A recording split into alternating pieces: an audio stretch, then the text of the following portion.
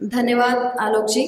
अब हम मंच पर बुलाना चाहेंगे श्री विकास वैभव जी को, जो कि लेट्स इंस्पायर बिहार के नायक हैं और नेता। कहावत है कि एक नेता वो होता है जो कि रास्ता दिखाता है, उस रास्ते पर चलता है और दूसरों को भी वो रास्ता बताता है। तो विकास सर वही नेता हैं, वही लीडर हैं। तो सर आइए, स्वागत है आपका। धन्यवाद अनुपमा जी। बिहार संवाद के मुंबई कार्यक्रम में यहाँ मंच पर उपस्थित आलोक रंजन जी, बिहार को गौरवान्वित करने वाले, आवाज स्पष्ट आ रही है, रोहतास के श्यामानंद जी, जो हाल में ही दुबई में पूरे भारत को जिन्होंने गौरवान्वित किया,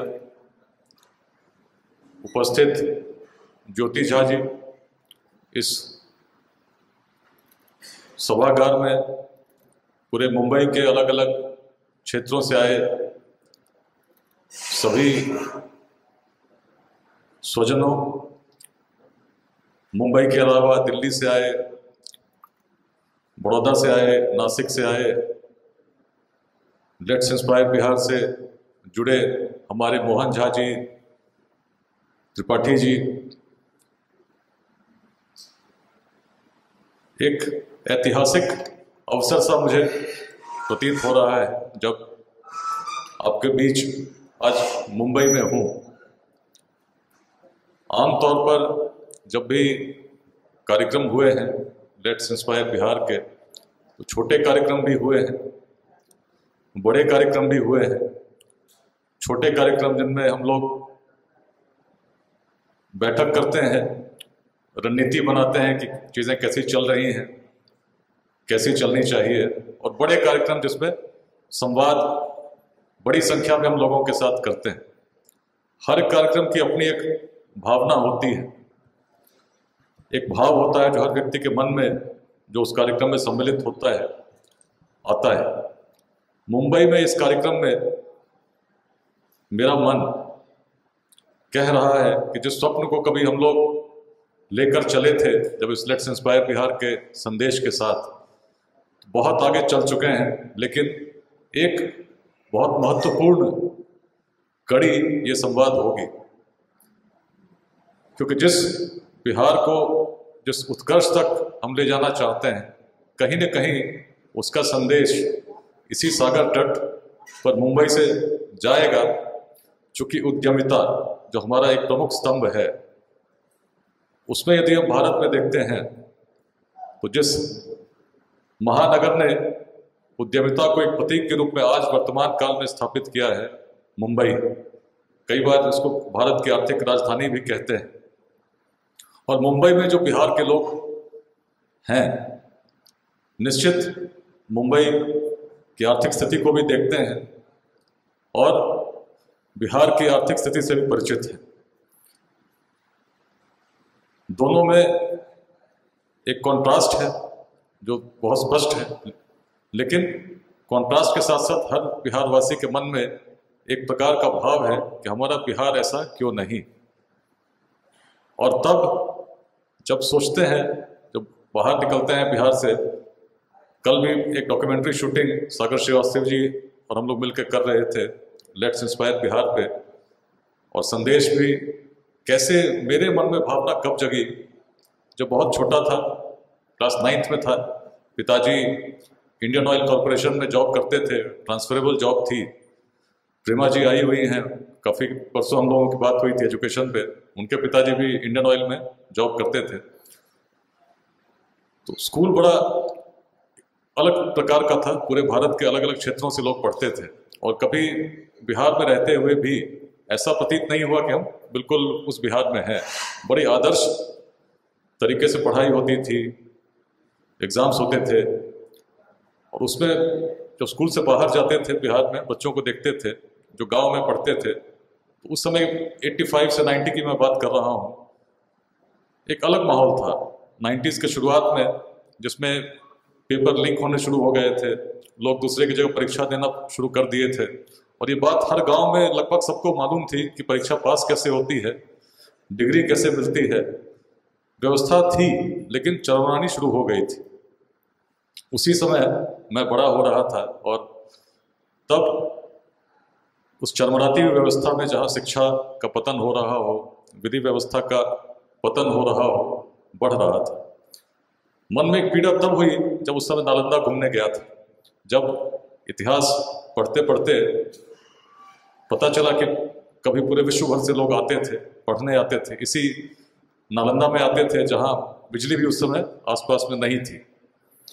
लेकिन क्या प्रकाश था कि उस समय लोग आते थे। अलग अलग कल्पनाएं मन में चलती थी। कुछ ही समय बाद कल सागर जी ने पोस्टर बनवाया था जिसमें हम लोग कर रहे थे।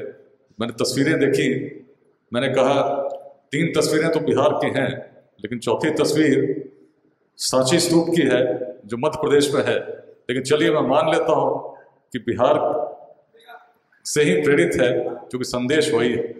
और सांची का मेरे जीवन में भी एक बड़ा महत्व है। पहली बार जब भोपाल गए थे, 9th में थे, बच्चों ने चिढ़ाना शुरू किया। कोई नया बच्चा स्कूल में आता है और बिहारी बोल के चिढ़ाना शुरू किया था।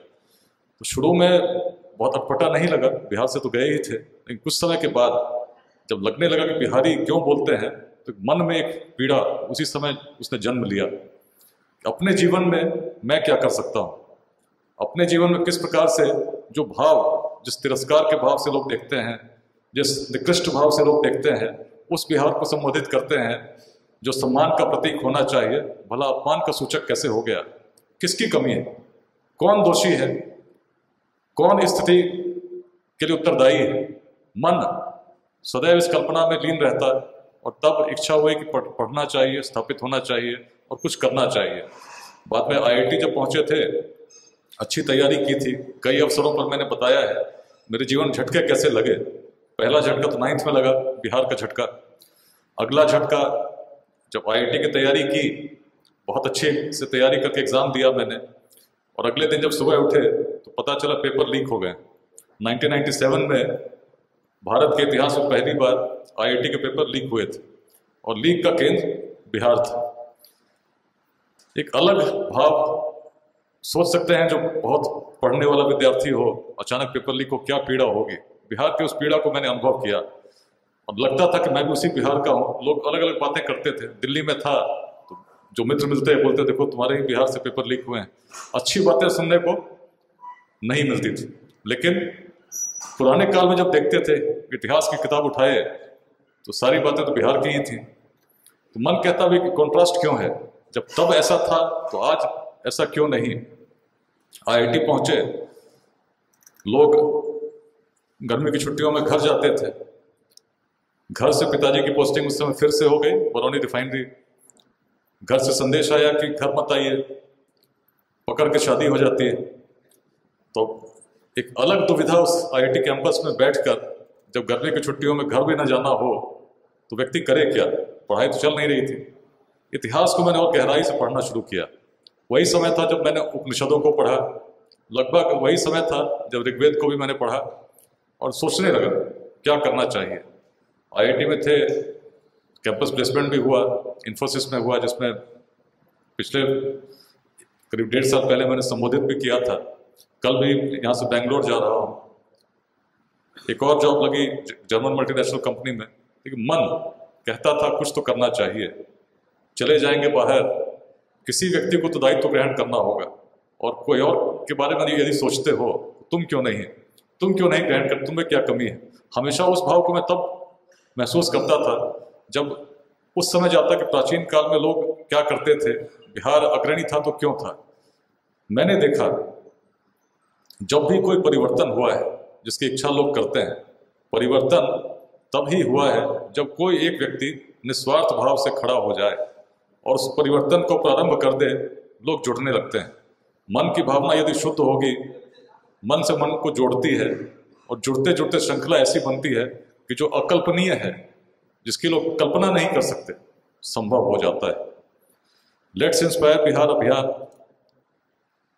का यदि कोई उद्देश्य है तो हर उस बिहारवासी जिसने कभी भी अपने जीवन में किसी पल में उस व्यथा को अनुभव किया होगा कि हमारी दुर्दशा आज क्यों हुई, उसको दूर करना है, उस चिंता को मिटाना है जो हर व्यक्ति के मन को ग्रसित करती है। क्योंकि क्षमता तो तब भी थी, यदि हम अखंड भारत के साम्राज्य का निर्माण कर सके जिसकी सीमाएं अफगानिस्तान के पार तक थीं, हिमालय के उत्तर तक थीं, दक्षिण में सागर तक थीं, पूर्वोत्तर के पार तक थीं, कैसे कर सके? आज के समय में कर पाएंगे क्या? आज तो सारी टेक्नोलॉजी है, डिफेंस सिस्टम्स हैं, बहुत सारी फैसिलिटीज़ हैं जो उस समय नहीं थी। लेकिन तब जब न रोड थे न टेक्नोलॉजी थी, बात यहाँ पर कर रहे हैं, पटना में बैठकर भी कोई फेसबुक लाइव के माध्यम से सुन सकते हैं। लेकिन उस समय जब इस प्रकार की कम्युनिकेशन भी नहीं थी, कैसे संभव था कि पाटलिपुत्र में बैठकर शासन और सशक्त शासन चलता था? कुछ तो बात अलग रही होगी। क्यों नहीं ऐसा हुआ कि उस समय मुंबई उस अखंड भारत की राजधानी हुई? भोपाल क्यों नहीं हुई? कलकत्ता क्यों नहीं हुई? अंग्रेज आए तो कलकत्ता राजधानी के रूप में स्थापित रही, बहुत वर्षों तक रही, आज दिल्ली स्थापित है। लेकिन बिहार में क्या बात थी? यदि आज बिहार देश का सबसे पिछड़ा क्षेत्र है तो कुछ तो बात रही होगी कि उस समय जब चीज़ें नहीं थी तो सबसे अग्रणी भूमिका निभा रहा था। यदि हम सोचेंगे कि भारत का भविष्य उज्जवल हो और बिहार यदि पिछड़ा रहे तो भारत का भविष्य कभी उज्जवल होगा क्या? एक क्षेत्र पिछड़ा रहे और देश बढ़ता जाए, गति क्या होगी? वही गति होगी ना। लॉकडाउन के समय लॉकडाउन लगा, हर शहर से लोग चलने लगे, साधन उपलब्ध नहीं थे, पैदल चलने लगे। उस मानवीय पीड़ा को हमने अनुभव किया। क्यों हुआ? यदि लोग बिहार में ही रहते तो क्या ऐसे दृश्य देखने को मिलते?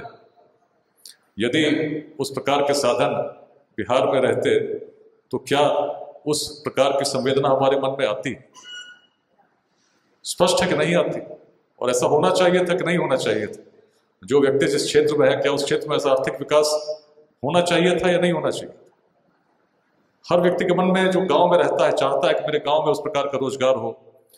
विद्यार्थी, बड़ी पीड़ा होती है जब बच्चा पढ़ता है, 10th पास करता है और अचानक पिताजी एक छोटे से गांव में रहते हैं, खेत बेचते हैं और उसको पढ़ने के लिए भेजते हैं कोटा।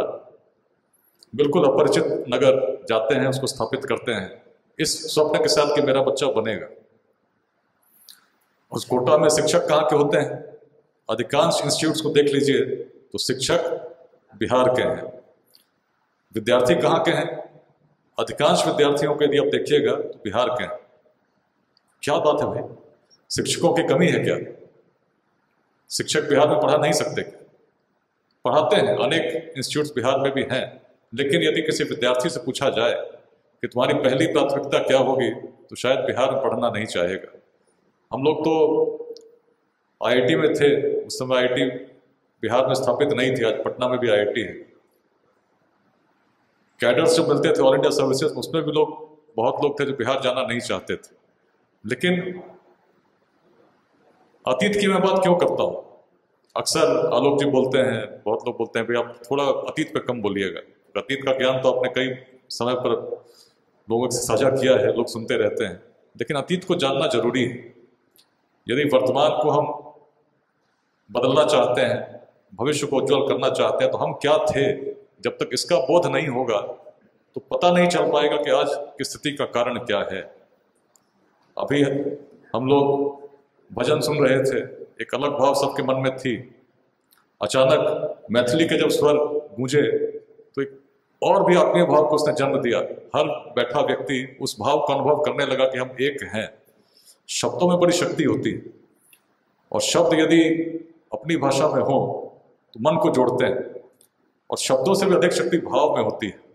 हर व्यक्ति यदि शब्दों में ही शक्ति होती तो आज भी आप अफगानिस्तान जाएंगे तो अफगानी आपसे बात अपने शब्दों में तो शायद नहीं कर पाएगा।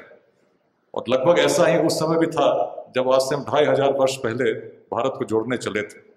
तब भी यदि अफगानिस्तान में जाते तो उस भाषा में हम शायद बात नहीं कर पाते, लेकिन भाव थे, जो भाव व्यक्ति को व्यक्ति से जोड़ना जानते थे।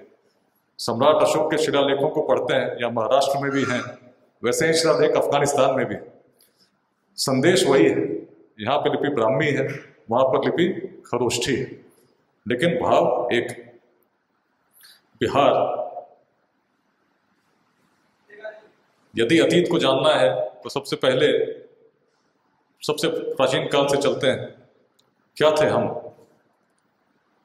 भारत में जब सभ्यता प्रारंभ हो रही थी, निश्चित है सभ्यता कब सभ्य मानी जाती है? जब उसमें ज्ञान हो, और ज्ञान को हम लिपिबद्ध करते हैं, किसी पुस्तक का रूप देते हैं, ग्रंथ का रूप देते हैं।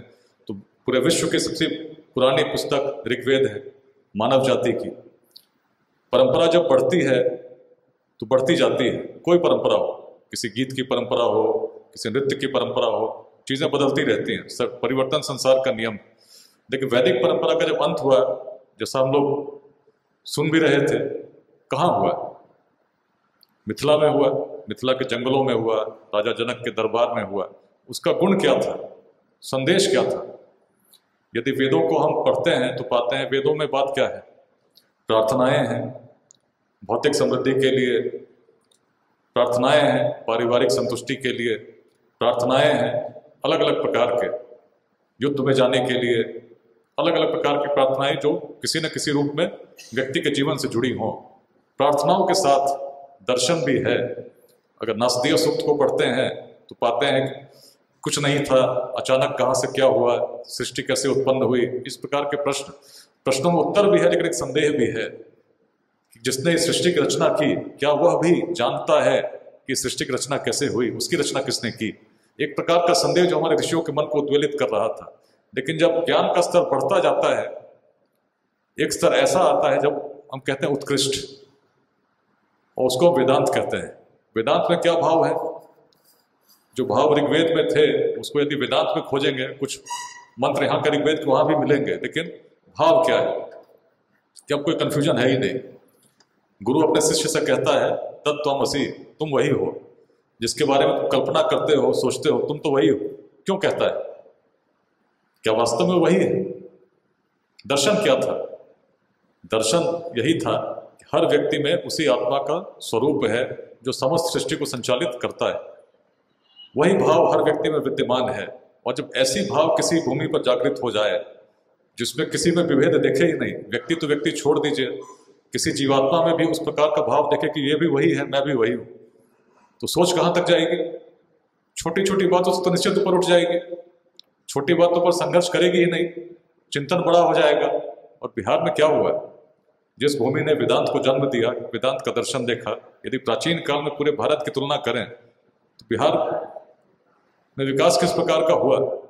नई चीजें निकली, अपवाद प्रस्तुत हुए, वर्ण व्यवस्था बड़ी कठोर थी, शासक केवल क्षत्रिय ही होगा ऐसी मान्यता थी, लेकिन बिहार ने उस मान्यता को चुनौती दी। सबसे पहले यदि पाते हैं तो कहाँ दी? मगध में दी, जहां निम्न वर्ग का अतिथि किसी वर्ग का हो सकता है, लेकिन किसी व्यक्ति को चुना जा सकता है चाहे किसी भी वर्ग का हो।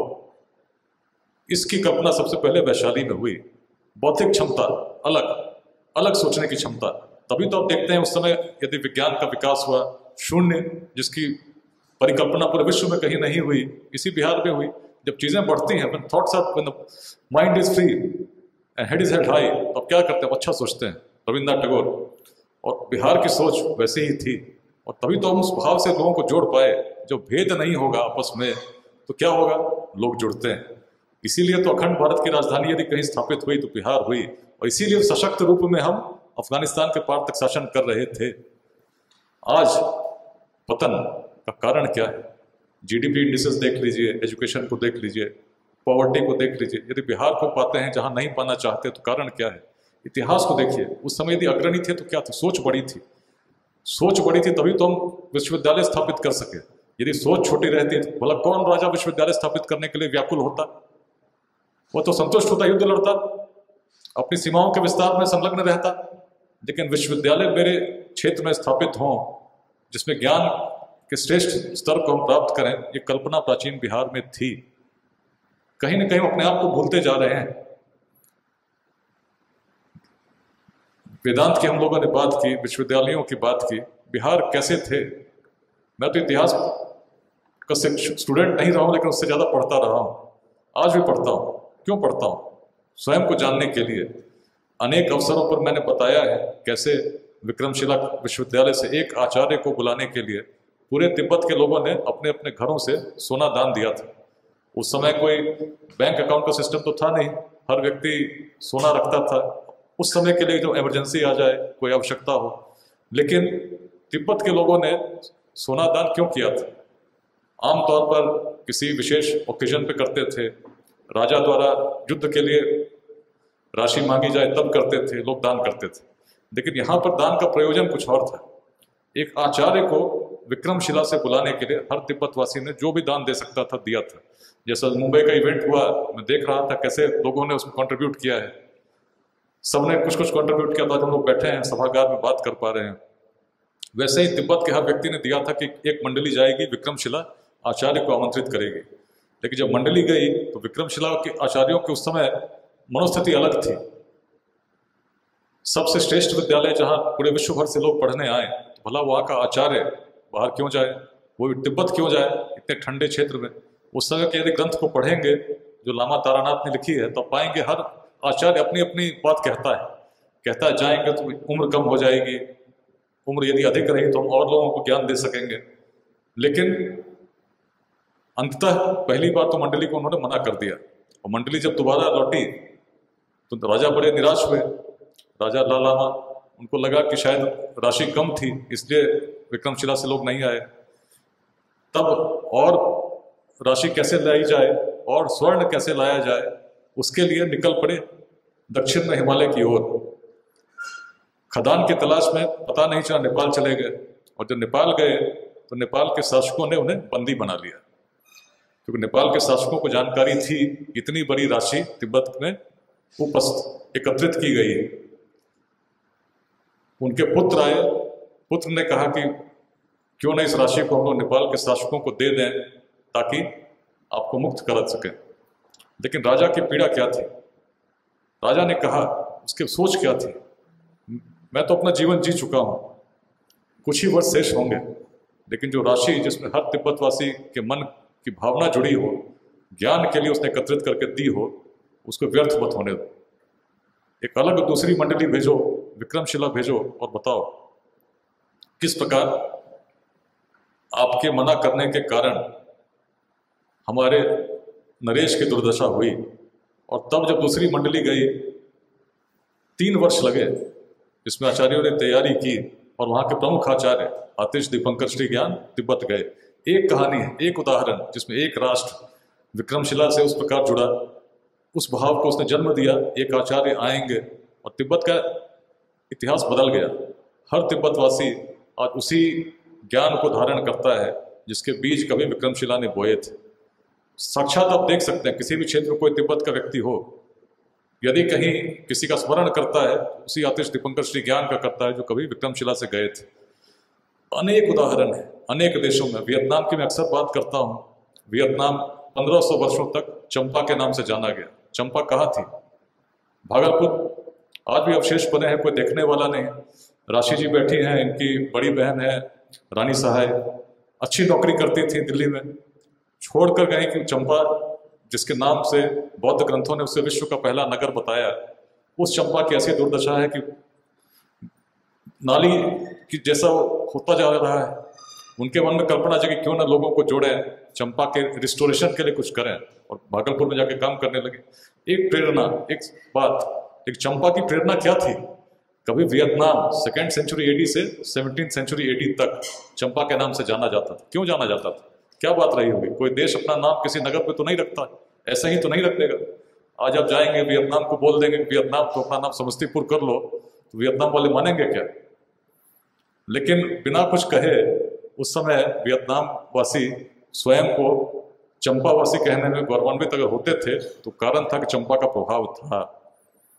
बौद्ध ग्रंथों में जिसे विश्व का पहला नगर कहा गया, उसके इतिहास को जब पढ़ते हैं तो पाते हैं औद्योगिक प्रमुख केंद्र था पूरे विश्व का, चूंकि समुद्री मार्ग से लोग आते थे, ताम्रलिप्ति में जहाजें लगाते थे, और गंगा के मार्ग से पूरे उत्तर भारत में व्यापार जहाँ से होता था उसका केंद्र चंपा था। चंपा से अनेक व्यापारी सड़क मार्ग से निकलते अलग अलग क्षेत्रों में जाते थे उन सामग्रियों को लेकर जो विदेशों से आते थे। आज भी अवशेष पड़े हुए हैं। अगर आप भागलपुर में जाएंगे तो आप देखेंगे किस प्रकार उस समय के नौकाओं का, नेविगेशन के सारे अवशेष पड़े हैं, लेकिन हम स्वयं को भूल गए हैं। आज स्थिति क्या है? भागलपुर में जहाँ के व्यापारी कभी पूरे साउथ ईस्ट एशिया में, अरब कंट्रीज में, यूरोप में व्यापार करने जाते थे, उस भागलपुर में जो बच्चे पढ़ते हैं, मन में एक ही उद्देश्य होता है, किसी प्रकार हमारी सरकारी नौकरी लग जाए, किसी भी प्रकार की नौकरी लग जाए, और लगाने के लिए किसी भी प्रकार से हमको डिग्री मिल जाए। परिश्रम नहीं करना है, शॉर्टकट्स। बिहार की समस्या यदि उस रूप में देखते हैं, सोच की है। स्कूल तो हैं, विद्यार्थी भी आते हैं, टीचर्स भी हैं, लेकिन स्कूल का रिजल्ट क्या है, आउटपुट क्या है? क्यों नहीं वैसे विद्यार्थियों को तैयार करा पा रहे हैं? और तभी तो कोचिंग इंस्टीट्यूट्स की जरूरत पड़ रही है। यदि स्कूल में अच्छे शिक्षक होते, ठीक से अपने दायित्वों का निर्वहन कर रहे होते, तो कैसी व्यवस्था होती? क्या समाज में हम क्या कर रहे हैं? संघर्षों में उलझे हैं। अभी भी इलेक्शन हुआ था कुछ दिनों पहले, उससे पहले भी इलेक्शन होते रहते हैं।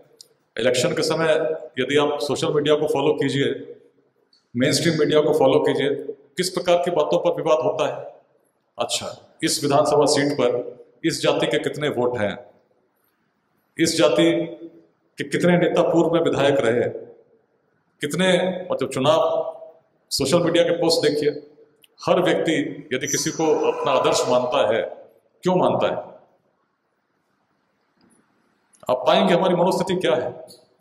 कोई किसी की जाति का होगा और अपराध की दुनिया में उसका बड़ा नाम होगा तो उसका आदर्श हो गया। ये हमारे युवाओं की स्थिति है। आप सोशल मीडिया को देखेंगे, आप देखेंगे किसको अपनी जाति के नाम से या अपने धर्म के नाम से आदर्श रूप में मानता है। समस्याएं छोटी दिखती होंगी, लेकिन इन्हीं समस्याओं के कारण आज बिहार की स्थिति हुई है। हम आगे सोचने वाले रह ही नहीं गए।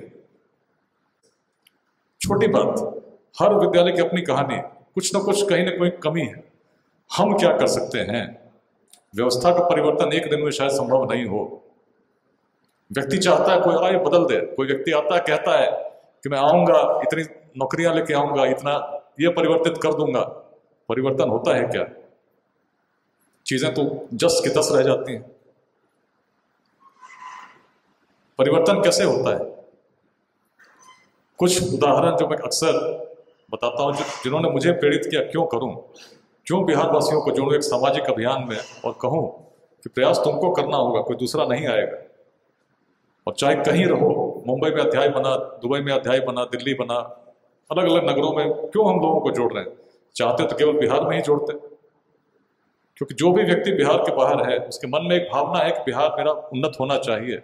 और जो मुंबई में रहते हैं उनके मन में तो और तीव्र भावना है कि बिहार विकसित क्यों नहीं हो।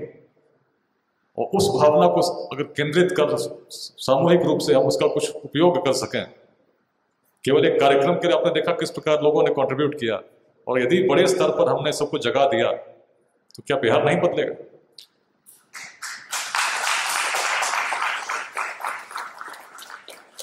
मैंने बताया आईपीएस में आने का कारण क्या था। मन में एक भावना थी कि परिवर्तन होना चाहिए, उसमें मेरा योगदान होना चाहिए। पहली पोस्टिंग भागलपुर में हुई, एएसपी पुलिसिंग मैंने सीखी। उसके बाद औरंगाबाद में 2005 में मेरी पोस्टिंग हुई, जहां उस समय चुनाव चल रहा था। चुनाव में अलग अलग क्षेत्रों में चुनाव आयोग ने भेजा। कई पॉलिटिशियन से संघर्ष भी हुआ, कुछ गिरफ्तार हुए, जिस समय मैं पुलिसिंग सीख रहा था। उसके बाद पटना का सिटी एसपी बना। अपराध चरम पर था, प्रतिदिन लूट, किडनैपिंग्स होती रहती थी। स्कूली बच्चों की होती थी, डॉक्टर्स की होती थी। वर्ष 2006 की बात कर रहा हूँ। और जब सिटी एसपी जिसके अंदर 30 थाने हो पटना के, उम्र 26-27 साल की उम्र रही हो, क्या मनोस्थिति रहती हो कि आप कल्पना कर सकते हैं। एक किडनैपिंग होती थी, उसके बाद प्रोटेस्ट, लोग कैंडल लाइट लेके मार्च निकालते थे, अखबारों के फ्रंट पेज पर रंगा रहता था, अलग अलग चीजें। और जब तक व्यक्ति बरामद ना हो जाए, सकुशल बरामद ना हो जाए, मन शांत नहीं रहता था। तो लगभग 1 साल पटना में वैसे ही बीते, भागते दौड़ते, दिन भर वर्दी में ही रहते थे कि कहाँ कोई घटना घट जाएगी, जाना होगा, उसी अवस्था में बीते। और किडनैपिंग सबसे बुरी खबर होती थी। यदि किडनैपिंग हुई तो नींद गई, फिर अपराध पर सुनते रहो, फोन आएगा, किसको फोन आएगा, कितने पैसे मांगेंगे, कहाँ पे ले बुलाया है, अब भागते रहे फिर रहे हो पीछे पीछे। और बिहार की स्थिति उस समय कुछ वैसी ही थी। उसी स्थिति में 2006 में दिसंबर में, यही महीना था, रात में एक फ़ोन आया जिसने मुझे परिवर्तित कर दिया। उस समय के लिए तो किया ही, लेकिन भविष्य के लिए भी प्रेरित कर दिया। डीजी साहब का फ़ोन आया कि भाई तुम बगहा के एसपी बना दिए गए हो, रात में ही जाना है। जाड़े की रात निकल पड़े। ड्राइवर भी पटना का था, उसको अधिक ज्ञान नहीं था कि पटना के बाहर रोड्स कैसे हैं। उस समय बिहार के रोड भी कैसे थे सब लोग जानते हैं। पटना से चले मुजफ्फरपुर, जाना था मोतिहारी, रात में ड्राइवर चला गया सीतामढ़ी। गलत रास्ता बताने वाला भी कोई नहीं था। गूगल उस समय उतना एडवांस नहीं था कि मोबाइल पर उपलब्ध हो। काफ़ी आगे गए तो खोजते खासते दिन में बेतिया पहुँचे, और बेतिया पहुँच के करीब बेतिया से बगहा 65 किलोमीटर की दूरी है, 65 किलोमीटर्स, लेकिन जाने में 4 घंटे लगे। और जब चल रहे थे रोड पे तो दोनों तरफ बस गन्ने का खेत और कुछ नहीं दिखता था। और जो रोड था उसको जब देखते थे तो बचपन में जब चांद की फोटो क्रिएटर्स के साथ देखते थे ना, तो वैसा ही रोड था, जिसमें कभी गाड़ी इधर जाती थी कभी उधर जाती थी, लगता था गिर क्यों नहीं रही, लेकिन चल जाती थी। तो 4 घंटे उसमें लगे। और उस क्षेत्र में जो ऐसा क्षेत्र रहा हो, स्थिति क्या थी? जब पहुंचे बड़ी भीड़ थी, 4 किसानों की हत्या हो गई थी। उसके बाद लोगों ने प्रोटेस्ट किया था, पुलिस ने भी पुलिस फायरिंग की थी, 2 लोग मारे गए थे। उपद्रव की स्थिति थी, प्रशासन के प्रति बड़ा घोर अविश्वास, लोग पुलिस को गालियां दे रहे थे। और मेरी पहली पोस्टिंग एक एसपी के रूप में वहाँ पर हुई। चीज़ों को मैंने समझने का प्रयास किया। बचपन से संकल्प था कि परिवर्तन करना है। समझ रहा था, घूमता एरिया में तो उत्तर में हिमालय की तरह है, गंडक का विशाल दियारा। जिम कॉर्बेट की बुक मैंने खरीदी, तो कुछ ऐसा ही अनुभव मिलता था जब वाइल्ड लाइफ को देखते थे, बाघ दिखते थे, हिरन दिखते थे। पढ़ने लगे, 1 सप्ताह बीता, किडनैपिंग हो गई। और किडनैपिंग सुनते ही मन एकदम व्यथित हो उठा कि अब तो किडनैपिंग हो गई है, पता नहीं फिर ऊपर से क्या सुनाया जाएगा। जो किडनैपिंग होती थी तो पूरा पुलिस हेडक्वार्टर भी हिल जाता था। ऐसा मेरा अनुभव 1 साल से रहा था। और बगहा में 2 लोगों की किडनैपिंग हुई थी। और जब मैंने फ़ोन किया तो रिस्पॉन्स आया कि विकास अब तुम पटना में नहीं हो, अब तुम बगहा जा चुके हो, और बगहा में ऐसा होता रहा है, इसलिए आराम से, घबराने की बात नहीं है। अब एक व्यक्ति जिसकी किडनैपिंग पटना में हो जाए तो हाहाकार मच जाता है, उस दूसरे व्यक्ति की किडनैपिंग बगहा में हो जाए तो रिस्पॉन्स ऐसा आता है, उचित नहीं लगा। लोग आते हैं, पोस्टिंग होती है, चले जाते हैं, क्षेत्र तो जिसका तस है। बगहा में क्या चल रहा था? अनेक पुलिस के अभियान चले, किडनैपिंग 1-2 नहीं होती थी, साल में संख्या 100, कभी 150, कभी 70, इस प्रकार की संख्या में लोग किडनैप होते। तो ये वो केसेस थे जो रजिस्टर होते थे। बाकी बहुत लोग तो केसेस करते ही नहीं थे। क्यों? पटना में रैंसम कॉल फ़ोन पे आता था, बगहा में फ़ोन करने की आवश्यकता नहीं थी। कुछ ही क्षेत्र में उससे मोबाइल टावर्स काम करते थे। वहाँ तो व्यक्ति चिट्ठी लेके आता था, और चिट्ठी में लिखा रहता था, चंपारण से कितने लोग हैं यहाँ? देखिए, अरुण पाठक जी भी कहीं बैठे होंगे, ये परिचित हैं, बगहा के रहने वाले हैं।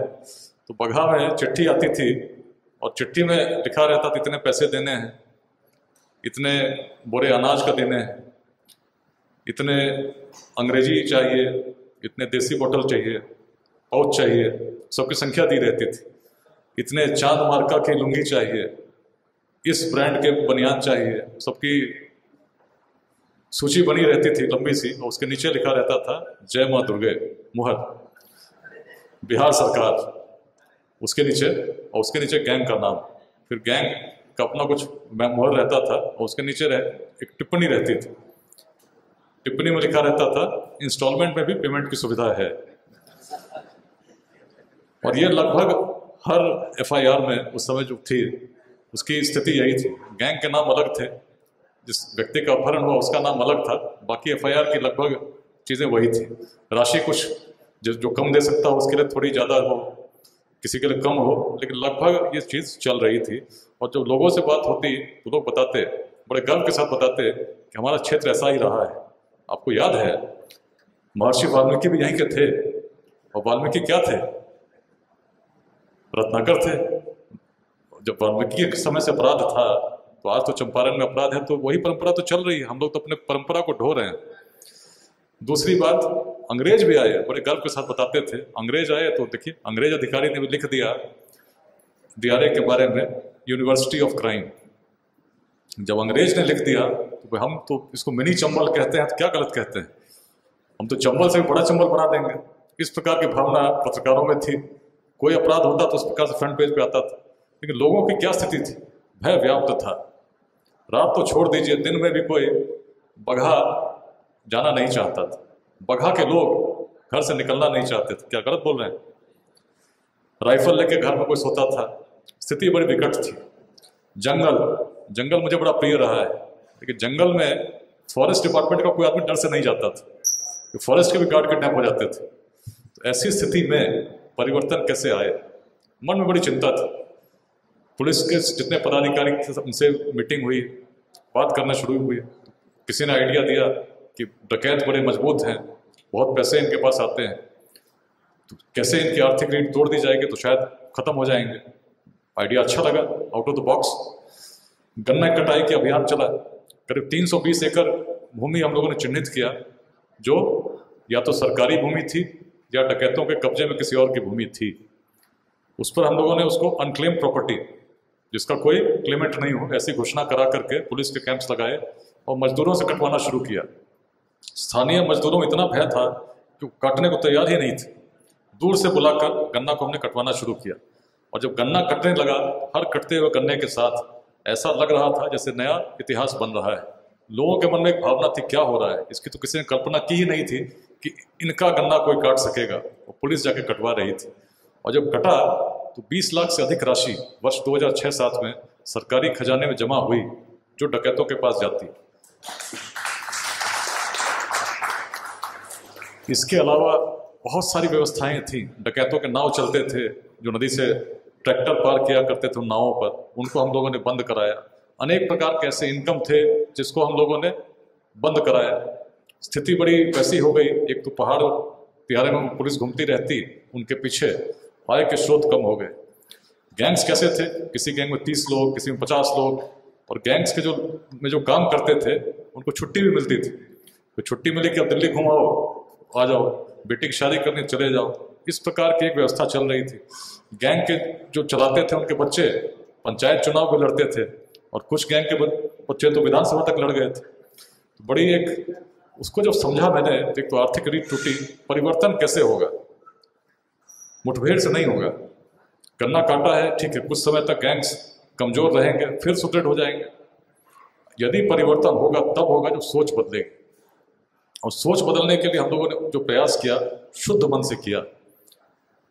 पुलिस में, बाकी राज्यों में नहीं है, बिहार में पुलिस में भी एक एसोसिएशन होता है, बाकी राज्यों में अनुमति नहीं होती। एसोसिएशन में एक अध्यक्ष होता है, एक उपाध्यक्ष होता है, एक ट्रेजरर होता है। करीब 6 लोग हर जिले में होते हैं जो वर्दी नहीं पहनते हैं, कुर्ता पजामा पहनते हैं। ये परंपरा करीब 1967 से बिहार में थी, और हर पुलिस कर्मी का नेतृत्व करते हैं कि हम चुनाव लड़ते हैं, और जो बाकी पुलिस के काम नहीं करते हैं।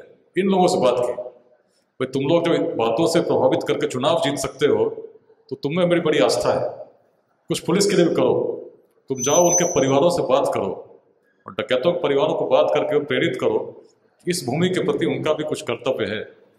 यदि वो कहते हैं कि वाल्मीकि के समय से अपराध चल रहा है, तो स्मरण करो रत्नाकर, यदि रत्नाकर ही रहे होते तो विश्व भला किस वाल्मीकि को जानता है? कितने रत्नाकर आए, कितने चले गए, कौन किसको जानता है? लेकिन यदि एक सकारात्मक परिवर्तन का निर्णय रत्नाकर ने लिया तो सबके लिए पूज्य हो गए। आज भी लोग बड़ी निष्ठा के साथ, प्रतिष्ठा के साथ वाल्मीकि का स्मरण करते हैं। भावना को जगाओ। जो व्यक्ति दिन रात इस दुष्चक्र में है कि कब पुलिस आएगी, मारे जाएंगे, उसके मन में बराबर कि यदि आत्मसमर्पण करें, मुख्य धारा मानने का प्रयास करें, तो पुलिस हाथ बढ़ाने को तैयार है। और जो मन की बात थी, इस प्रकार मन को छुई, जिसकी कल्पना लोगों ने नहीं की थी। केवल 1 वर्ष के अंतराल में 26 बड़े डकैत गिरोहों ने आत्मसमर्पण कर दिया। शुरुआत 1 से हुई, और उस समय के मई महीने में 2008 में सबसे बड़े डकैत जो आज भी बगहा के जेल में हैं, 135 केसेस थे। बिहार, उत्तर प्रदेश, नेपाल तक में केसेस थे। जब सरेंडर हुआ तो उस समय भी मैंने कहा अब चंपारण बदल चुका है। मेरी जब बगहा छोड़ रहा था 2008 में, तो जहाँ किडनैपिंग 100 150-70 हर वर्ष रिकॉर्डेड थी। 2008 में संख्या 0 थी। और उसके बाद किसी अखबार में मिनी चंबल लिखा हुआ आपको नहीं मिलेगा, मिट गया। एक परिवर्तन जिसकी कल्पना किसी ने नहीं की थी, बहुत कम समय में हुआ। प्रेरणा इतिहास की थी। संदेश को समझने की आवश्यकता थी कि वाल्मीकि के नाम से हम क्या संदेश लेना चाहिए। उसके बाद पोस्टिंग रोहतास हुई। रोहतास में स्थिति और विकट थी। बगहा में कभी घूमते थे तो प्राणों का भय नहीं लगता था। जंगल देखते थे, उग्रवादी भी थे, उनके द्वारा भी सरेंडर किया गया, लेकिन प्राणों का संकट इसलिए नहीं लगता था क्योंकि लैंडमाइंस अभी तक वहाँ लगे नहीं थे, सीधी मुठभेड़ होती थी। लेकिन रोहतास में कैमूर की पहाड़ी, 3200 स्क्वायर किलोमीटर का जंगल, 1500 फीट की ऊंचाई पर, उसके ऊपर कोई पुलिस की पोस्ट नहीं। उग्रवादियों के प्रशिक्षण शिविर चलते थे। उग्रवादी छत्तीसगढ़ से भी आते थे, झारखंड से भी आते थे, बंगाल से भी आते थे और बिहार के तो थे ही। अघोषित रूप में उसको लिबरेटेड जोन कहते थे। और उस पहाड़ी पर एक प्राचीन किला जिसको रोहतास का दुर्ग कहते थे, उसको सब लोग भूल चुके थे। 26 जनवरी, 15 अगस्त ऐसे अवसरों पर जिसमें पूरे राष्ट्र में हम लोग बड़े शान के साथ राष्ट्रीय पर्व मनाते हैं, रोहतास किले पर काले झंडे लहराया करते थे। कभी डकैतों का कब्जा था, बाद में उग्रवादियों का कब्जा हो गया, कोई सुध लेने वाला नहीं था। और उस पूरे क्षेत्र में हर गांव में जो लोग थे, कोई व्यवस्था थी ही नहीं। पहाड़ के ऊपर फोन तो चलते ही नहीं थे, पुलिस का वायरलेस सेट भी काम नहीं आता था, क्योंकि वैसे टेक्नोलॉजी नहीं थी जिससे हम कम्युनिकेट कर सकते। लोग कटे हुए थे और उग्रवादी उस क्षेत्र में आराम से रहते थे, और ऊपर जब रहते थे तो नीचे आकर आक्रमण भी करते थे। 2006 में डीएसपी तक शहीद हुए विक्रमगंज में, पटना से 1.5 घंटे की दूरी है। 2007 में 2 थानों पर हमला हुआ, सभी पुलिसकर्मी मारे गए। और ये स्थिति लगभग प्रति वर्ष चल रही थी। लैंडमाइन ब्लास्ट होते थे, हर वर्ष दर्जनों पुलिसकर्मी मारे जा रहे थे। आलोक जी बैठे हैं, उसी रोहतास के हैं, उसी समय हम लोग जुड़े थे। इन्होंने भी उस संघर्ष को होते देखा है। और रोहतास में शुरू में जब मैं गया तो इच्छा वही थी, क्षेत्र को समझूं, परिवर्तन कर सकूं। रोड वैसे ही थे जैसे बगहा में थे, लगभग कुछ रोड वैसा ही डेहरी से रोहतास का था। जाने में 4 घंटे लगते थे। लेकिन किसी भी परिवर्तन को करने के लिए हिम्मत होनी चाहिए। यदि आप सोचेंगे कि कोई और आके बदल देगा तो चीज़ें बदलती नहीं है। और यदि बदलना हो तो किसी एक व्यक्ति को लीड करना पड़ता है। और यदि कोई पुलिस हो, आर्मी हो, कोई भी संगठन यदि किसी चीज़ को जीतना चाहे तो जो लीडर है उसको ही has to prove it by his own conduct. पहाड़ पर जाने लगे, खतरा था लेकिन भय नहीं लगता था। 2-3 बार घूमे, गाड़ियों से गए, मालूम था लैंडमाइंस लगी हैं, लेकिन रात में निकलते थे ताकि पता नहीं चले। तीसरी बार जब गए, एक गांव था सोली पहुंचे, विद्यालय था, विद्यालय के सामने आए तो संतरी दिखा जिसके हाथ में एक सेल्फ लोडिंग राइफल थी। दूरी केवल 6 फीट, सामने मैं ही था। चल गई होती तो कल उनके यहाँ मैंने कहा रिकॉर्डिंग नहीं हुई होती, आज मुंबई में संवाद नहीं होता। लेकिन जब ईश्वर चाहता है कुछ हो तो हर चीज़ तो उन्हीं के इच्छा से हो चलती है। जिसके हाथ में राइफल हो, चला भी सकता हो, उसने राइफल चलाई नहीं। उसके मन में भय आ गया, अंदर की तरफ भागा। अफरा तफरी मची जब लगा कि भाई उग्रवादी हैं। पहली बार राइफल देखा तो लगा एसपी तो मैं हूँ, मुझ पर राइफल ताने कौन खड़ा है। लेकिन तब समझ में आ गया उग्रवादी है, सामने शत्रु आ चुका है। मुठभेड़ हुई, करीब 10 मिनट तक अटर कैओस एंड कन्फ्यूजन रहा। 60 लोग गांव में थे, 30 स्कूल के अंदर थे, 30 अलग अलग घरों में रुके थे, हर जगह फायरिंग हो रही थी। बार बार हम लोग देख रहे थे कि गोलियां चल तो रही हैं लेकिन कहीं लगी तो नहीं। 3 पुलिस राइफल्स मिली, बहुत सारी दवाइयां मिली, जिसको उग्रवादियों ने मेडिकल कैंप के लिए लगाया था। करीब 15 दिनों से मेडिकल कैंप चल रहा था। स्थिति बड़ी विकट थी, लेकिन पहली बार ये अवसर था जब उग्रवादियों के मांद में पुलिस घुसी थी और पहली बार बिना किसी क्षति के लौट रही थी, अपने शस्त्रों को लेकर जो कभी पुलिस से लूटे गए थे। एक मेंटल बैरियर हम लोगों ने तोड़ दिया था। अभी तक उग्रवादी आते थे, जमीन मैदानी क्षेत्रों में आक्रमण करके जाते थे, इस बार पुलिस गई थी। अगले बार जब उसी प्रकार का एक और अभियान चला तो फिर पुलिस को नुकसान हुआ। एक लैंडमाइन गाड़ी हमारी थी जो लैंडमाइन ब्लास्ट में नष्ट हो गई, आज भी उसके अवशेष वहीं पड़े हैं। एक जवान शहीद हुए, 2 को गोली लगी। तब मन में संकल्प हुआ कि ना, परिवर्तन तो करना है, कैसे किया जाए। चिंतन करने लगे। पहले किसी भी पुलिसकर्मी को लगता है कि चलो अभियान चलेगा। बघा में तो मैंने परिवर्तन देखा तो मन से होता है। मैंने कहा अभियान तो चलेगा, क्योंकि क्षेत्र में जाने के लिए अभियान चलाना पड़ेगा, नहीं तो जा ही नहीं पाएंगे। लेकिन अभियान के साथ साथ लोगों से भी जुड़ेंगे, समझेंगे भाई दिक्कत क्या है, समस्या क्या है। और जब जाते ऑपरेशन विध्वंस चला, 4 रातों तक पुलिस अलग अलग गाँव में जाकर रुकती, 10 किलोमीटर चलती पैदल, गांव में शिविर लगता, वहाँ रुक जाती, फिर अगले दिन सुबह चलती, रुक जाती। गांव के लोगों से उन्होंने बात करनी शुरू की। अधिकांश लोग आदिवासी थे, उरांव थे, खरवार थे, चेरो थे, और हर व्यक्ति के मन में कल्पना ये थी कि हमारे पूर्वज बड़े यशस्वी थे, रोहतास किले को जैसे कीर्तिमान को स्थापित कर सकते थे। उस रोहतास किले को, जिसको कि फरिश्ता जो मुगल काल में लेखक थे उन्होंने लिखा कि दुर्ग अभेद्य है, इसको बल से नहीं केवल छल से जीता जा सकता है। उस रोहतास को, जिसे कभी अफगान शासक सम्राट शेरशाह सूरी ने जब विजय प्राप्त की, ऐसी प्रेरणा जगी कि दिल्ली के सम्राट बने। उस रोहतास को, जिससे प्रेरित होकर शेरशाह सूरी ने एक उसकी अनुकृति झेलम के किनारे बनाई, जो आज पाकिस्तान में है, वर्ल्ड हेरिटेज साइट है। रोहतास फोर्ट आप टाइप करेंगे तो अधिक पहला क्लिक उस रोहतास फोर्ट का आएगा, जो उस डुप्लीकेट था, जिसको शेरशाह सूरी ने इसके नाम पर वहां स्थापित किया था। लेकिन मूल रोहतास की कहानी क्या थी? आदिवासी कहते हम तो राजा हरिश्चंद्र के पुत्र रोहिताशु के वंशज हैं, हमारे पूर्वज इतने अच्छे थे, यशस्वी थे। उस भावना को हम लोगों ने ग्रहण किया। अभियान चलने से परिवर्तन नहीं होगा, लोगों के मन को बदलने से परिवर्तन होगा। लेकिन कैसे बदलेंगे?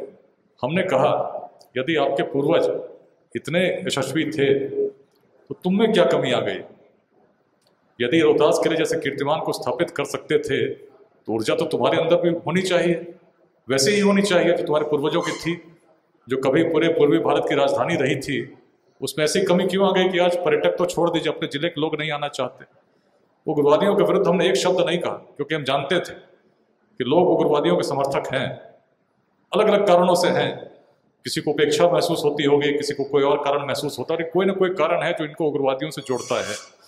उस कारण को तोड़ना होगा। और तब जब हमने क्षेत्र की बात की, क्षेत्र के इतिहास की बात की, पुलिस ने आदिवासियों को उत्सव मनाने शुरू कर दिए, उनके प्रेरणा पुरुषों की जयंती मनाना शुरू कर दिया। लोग जुड़ने लगे, मन से जुड़ने लगे। और हर जगह संवाद यही होता, संघर्ष करोगे कहीं नहीं जाओगे, पुलिस से लड़ते रह जाओगे, समाज से लड़ते रह जाओगे। लेकिन यदि तुमने सहयोग करना प्रारंभ कर दिया, उसकी प्रेरणा जागृत कर दी, क्षेत्र बदल जाएगा, ये अशांति मिट जाएगी, ऐसी शांति आएगी जो विकास की ओर ले जाएगी। और तब बिना कहे लोगों ने पुलिस का समर्थन इस रूप में करना शुरू कर दिया कि उग्रवादियों से प्रश्न करने लगे कि तुम्हारे कारण हमारे क्षेत्र का विकास बाधित हो रहा है। और ऐसी दुविधा हुई उग्रवादियों के मन में, न केवल उन लोगों ने मौखिक रूप से विरोध किया, पुलिस को भी सूचनाएं देने लगे। जब भी उग्रवादी आते पुलिस को फोन चला जाता, उस क्षेत्र से जाता जहां से फोन जा सकता था। सूचनाएं मिलने लगी तो मुठभेड़ें होने लगी। उग्रवादी उस प्रेशर को महसूस कर रहे थे जो जनता की ओर से उन्हें आ रहा था। स्थिति क्या हुई? जिस क्षेत्र में लोग उसको लिबरेटेड जोन मान चुके थे, होम मिनिस्ट्री ने कैटेगरी ए डिस्ट्रिक्ट माना था, वायलेंस में सबसे ऊपर था, केवल 1 वर्ष में, 1 से 2 वर्ष में इंसिडेंट्स कम हुए, लोगों ने विरोध करना शुरू किया। और स्थिति यहाँ तक पहुँच गई कि ग्रामीणों ने मिलकर सब जोनल कमांडर की हत्या कर दी कि इनके कारण हमारे क्षेत्र का विकास बाधित हो रहा है। और तब जितने उग्रवादी थे उन्होंने बैठक बुलाई और निर्णय लिया कि इस क्षेत्र में जब तक जनता का समर्थन नहीं है हम रह नहीं पाएंगे। और अपने शस्त्रों के साथ जो उन्होंने कभी पुलिस से लूटा था, पुलिस के समक्ष बड़ी संख्या में आत्मसमर्पण किया। रोहतास आज शांत है, कोई समस्या नहीं। किसी भी समय, दिन में, रात में आप जाके कैंप लगा सकते हैं।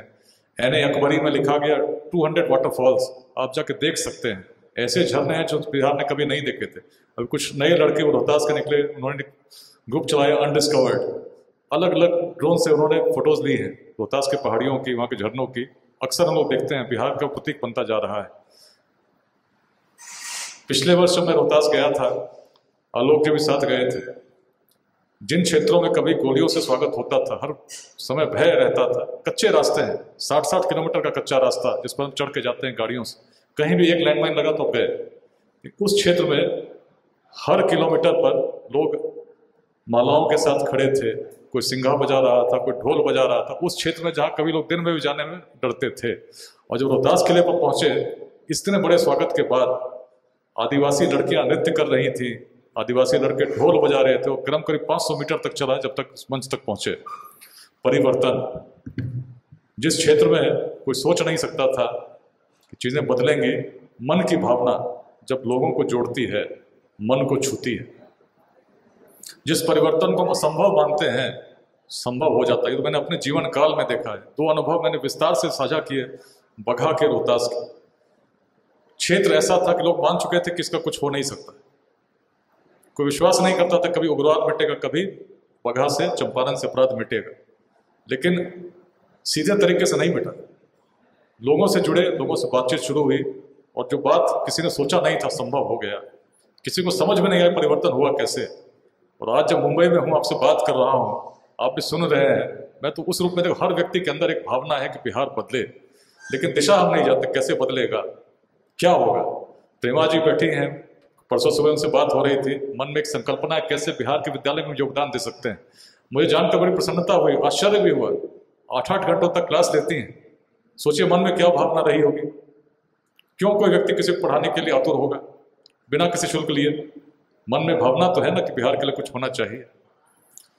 अनेक लोग इसमें, मोहन झा जी देखिए, कहाँ मोहन झा जी, कहाँ है मोहन झा जी, देखिए पीछे बैठे हैं, बैठे हुए नहीं, खड़े हैं। बड़ौदा से चल के आते हैं, पटना में कार्यक्रम हुआ 5 जून को, वाइब्रेंट बिहार ग्लोबल समिट, उसमें आए। चंपारण में कार्यक्रम हुआ, वहां भी गए। अभी रोहतास में कार्यक्रम गए करने। अनेक स्थानों पर किसी व्यक्ति के मन में क्यों ये भाव आ रहा है कि बड़ौदा में रहता आराम से रह सकते थे, लेकिन बिहार जाते हैं, बिहार के गांवों में जाते हैं, दरभंगा में कार्यक्रम में गए, लोगों से बात करते हैं, मन में कोई अहंकार है ही नहीं। इतने लोग यहाँ पर, उनमें से अनेक लोग उनसे जुड़े हैं। क्या भावना है, सोचिए किसी व्यक्ति के मन में। यदि उनका कोई स्वार्थ होता तो कैसे भावना की जागृति होती।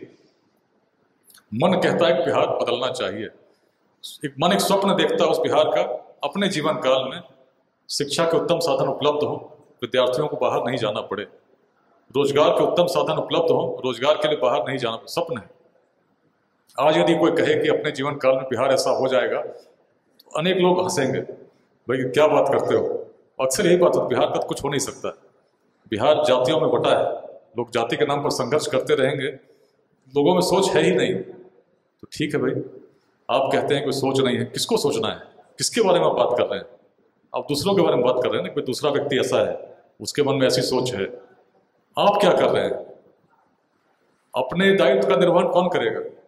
अपने लिए तो हम स्वयं उत्तरदायी हैं। यदि हम दूसरे को परिवर्तित नहीं कर सकते तो निराश क्यों होना है। स्वयं तो परिवर्तित हो सकते हैं, स्वयं तो सोच सकते हैं मेरा योगदान क्या हो। जंगल में जब आग लगी और जब चिड़िया चोंच से बूंद डालने जा रही थी तो उसने क्या कहा, जब जंगल का इतिहास लिखा जाएगा तो मेरा नाम आग लगाने वालों में नहीं, आग बुझाने वालों में लिया जाएगा। योगदान छोटा हो सकता है लेकिन हर योगदान महत्वपूर्ण है। लेट्स इंस्पायर बिहार संदेश क्या है। तब जब ऐसे थे, जब कुछ नहीं था, आज तो क्या क्षमता है। मैं किसी को नहीं जानता था, मुंबई में कितने लोगों को जानता हूँ। एक अरुण पाठक जी हैं जो मुंबई रहते हैं, बगहा में परिचित था। बाकी जितने लोग हैं सबसे क्या मेरा पूर्व में परिचय था। 1 वर्ष पूर्व तक क्या मैं जानता था, नहीं जानता था। सोशल मीडिया की शक्ति थी। शेखर जायसवाल जी बैठे हैं, फिल्म इंडस्ट्री में इन्होंने इतना अच्छा काम किया।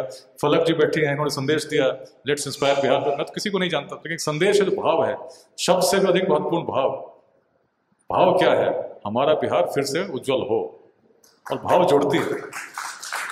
उसी भावना की शक्ति है कि मुंबई में जितने लोग सभागार में बैठे हैं, नीलोत्पल जी दिन रात मेहनत करके उस व्यवस्था को करते रहे हैं, लोगों को जोड़ते रहे हैं। जाते हैं किसी के पास, एक वीडियो बनाकर संदेश दे दीजिए, बात छोटी है, लेकिन जब संदेश निकलता है, मुंबई से निकलता है, इस धरती से निकलता है, तो असंख्य लोग बिहार के गांवों में प्रेरित होते हैं, देखते हैं भाई मुंबई से कोई हमारे गांव का गया। फलक जी का वीडियो आया था, अनेक लड़कियां प्रेरित हुई कि हम भी ऐसा कर सकते हैं, एक साधारण परिवार से निकल के हम इस प्रकार से योगदान दे सकते हैं, इस प्रकार का करियर बना सकते हैं। मन की भावना जो प्रेरित करती है। यदि आप नहीं करेंगे तो क्या प्रेरणा निकलेगी। विद्यार्थी क्या सोचेगा? यदि उसको कोई बताने वाला नहीं हो कि भाई तुम उद्योग लगा सकते हो, एक स्टार्टअप चला सकते हो, तो क्या करेगा? वह तो देखेगा, उस व्यक्ति को खोजेगा जो पटना कॉलेज के पास बताएगा कि भाई हम पेपर लीक करा देंगे। वो तो खोजेगा, कहेगा भाई पढ़ाई तो हुई नहीं, मेरी क्या गलती है, मेरे कॉलेज पढ़ाई होती ही नहीं है, पास कैसे करेंगे? और यदि एग्जाम में टाइट हो गया तो विरोध करेगा। दानापुर के एसपी थे 2005 में, एकाएक गोलियां चलने की आवाज आई। भाई क्या हो गया? अचानक बगल से बलदेवा हाई स्कूल गोली चल रही है। तो पता चला कि कोई एग्जामिनर आया, चीटिंग मना कर रहा है, तो इसीलिए विद्यार्थियों ने उपद्रव कर दिया, पत्थरबाजी शुरू हो गई, पुलिस को गोलियां चलानी पड़ी। और ये तो स्थिति है हर गांव में। इंटर की परीक्षा देखते हैं, परीक्षा होती है, ये परीक्षा केंद्र के बाहर इतनी भीड़ क्यों होती है? किसी से छुपा है क्या? लेकिन यदि हम कोसेंगे, सोचते रहेंगे और हंसेंगे तो बिहार बदलेगा क्या? ऐसा करने से बिहार बदलेगा क्या? चीजें तो वैसे ही रहेंगी। कैसे बदलेंगी चीजें? अच्छे से मैं भाषण दूंगा, चला जाऊंगा मुंबई, कल बेंगलोर भी जाऊंगा, उससे बिहार बदलेगा क्या? एक पुलिस पदाधिकारी ने कहा कि भाई आप सेल्फ पॉपुलैरिटी के लिए सोशल मीडिया का उपयोग करते हैं। मैंने कहा सेल्फ पॉपुलैरिटी का ठीक हम नहीं करेंगे, 15 दिन करेंगे नहीं, लेकिन लोगों से जुड़ेंगे।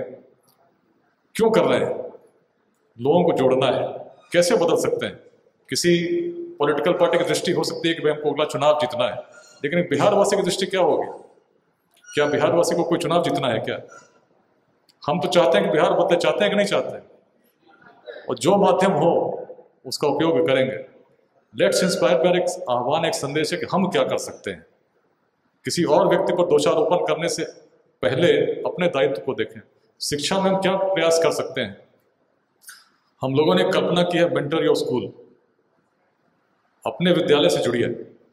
वेबसाइट हम लोगों ने बनाई है, अभी उसमें जितने गवर्नमेंट स्कूल्स हैं उसकी लिस्ट भी हम लोगों ने डाल दी है। प्राइवेट स्कूल्स में भी सीबीएसई के स्कूल्स की लिस्ट हम लोग डाल रहे हैं, बाकी आईसीएसई और मिलाकर उसको कंप्लीट करेंगे। सिंपल सोच ये है कि सामाजिक स्तर पर हम क्या प्रयास कर सकते हैं।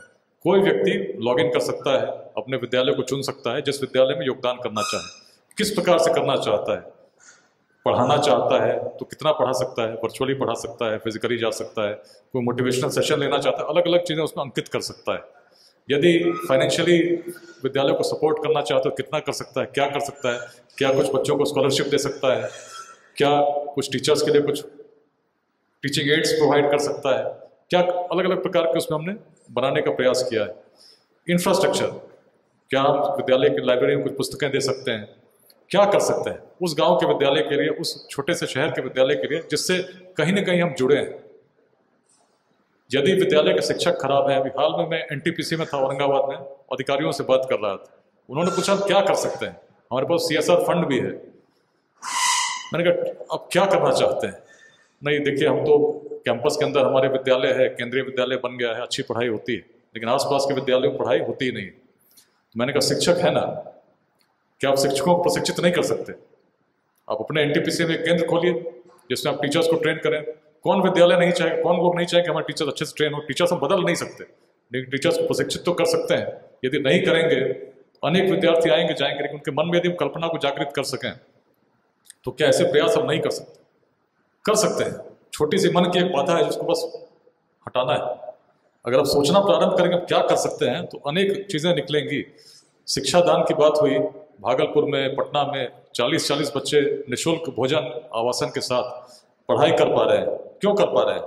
क्योंकि कुछ लोगों के मन में भावना जगी कि हम इनको पढ़ा सकते हैं, ऐसे बच्चों को जो गरीब हैं लेकिन टैलेंटेड हैं। क्योंकि कोई ना कोई हमारे समय में भी ऐसे बच्चे थे। मेरे पिताजी बड़ी गरीबी को उन्होंने देखा। इंजीनियरिंग में जब सिलेक्शन हुआ तो घर में लोगों ने मना कर दिया, कोई पैसे ही नहीं है। लेकिन तब किसी ने, चाची ने कहा कि नहीं मैं तुम्हें पैसे दूंगी, पढ़ाई शुरू हो गई। अलग अलग अवस्थाओं में हर व्यक्ति ने संघर्ष को देखा है, लेकिन उस समय यदि कोई सहयोग करने को आ जाए, जिसको सहयोग मिले, तो उसके जीवन परिवर्तन आएगा या नहीं आएगा? और जब ऐसी प्रेरणा को हम जन्म देंगे, मान लीजिए मुंबई चैप्टर है, मुंबई चैप्टर एक तो है कि हमारी संकल्पना है कि हर व्यक्ति अपने जिले से जुड़े, अपने विद्यालय से जुड़े, एक सामूहिक रूप में। जैसे हम लोगों ने एक प्रोग्राम किया, तो अगर मुंबई चैप्टर में हम आज तो मान लीजिए 350 लोग जुड़े हैं, लोगों को जोड़ें उस प्रेरणा के साथ कि हमको जोड़ना है, बिहार के लिए कुछ योगदान देना है, तो क्या हम कोई मिलकर कोई स्कीम नहीं चला सकते? पूरे बिहार में चुनकर क्या हम 50 बच्चों को स्पॉन्सर नहीं कर सकते जो गरीब हैं, लेकिन जिसका चयन हम किसी जाति के आधार पर नहीं, किसी धर्म के आधार पर नहीं करें, बस टैलेंट के आधार पर करें। बिहार से जो निकले हैं उनकी ओर तो मैं बड़ी आशा के साथ देखता हूँ, क्योंकि उन्होंने बिहार को भी देखा है और बिहार के बाहर की स्थिति को भी देखा है। उस समय का बिहार यदि अग्रणी था, कारण सोच थी जो औरों से भिन्न थी, अलग थी। वेदांत की मैंने बात की, लोग भेदभाव था ही नहीं, ऐसी सोच वाले हम थे, तभी तो ऐसे साम्राज्य का निर्माण कर सके जिसकी चर्चा हम लोगों ने की, तभी तो विश्वविद्यालय स्थापित कर सके। आज यदि हम उस बिहार को देखते हैं तो हम ये भी जान रहे हैं ना कि आज क्यों समस्या है। संघर्ष कर रहे हैं, एक रथ में भी 4 पशु मिलकर खींचते हो और चारों पशुओं में कोई आगे ले जाना चाहे, कोई पीछे ले जाना चाहे, कोई बाएं कोई दाहिने ले जाना चाहे, तो उस रथ की गति क्या होगी?